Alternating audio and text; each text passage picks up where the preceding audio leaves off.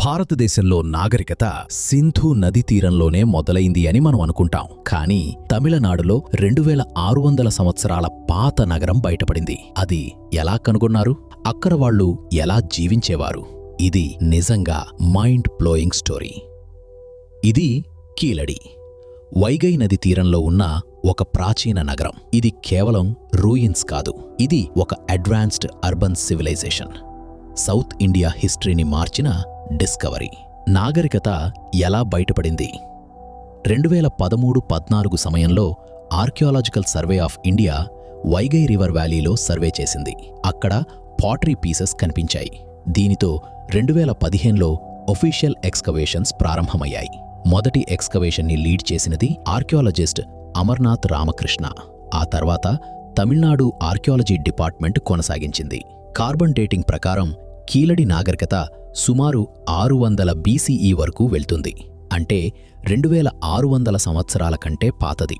ఇది సంగం పీరియడ్కి strong evidence. నగర నిర్మాణం.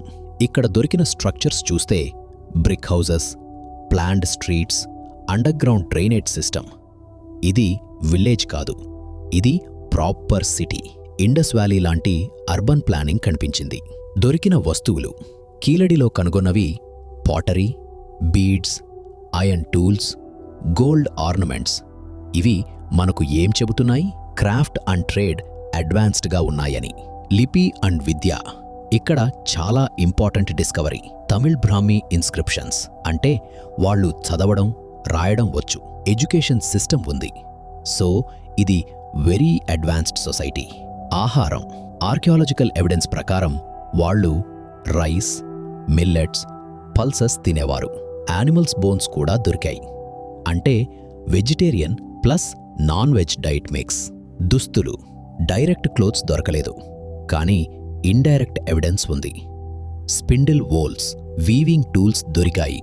అంటే వాళ్ళు క్లోత్ తయారు చేసేవారు. నీట్ డ్రెస్సింగ్ కల్చర్ ఉంది. సంస్కృతి అండ్ జీవన విధానం. కేళడి ప్రజలది organised society. Crafts, trade, urban life, luxury items కూడా దొరికాయి.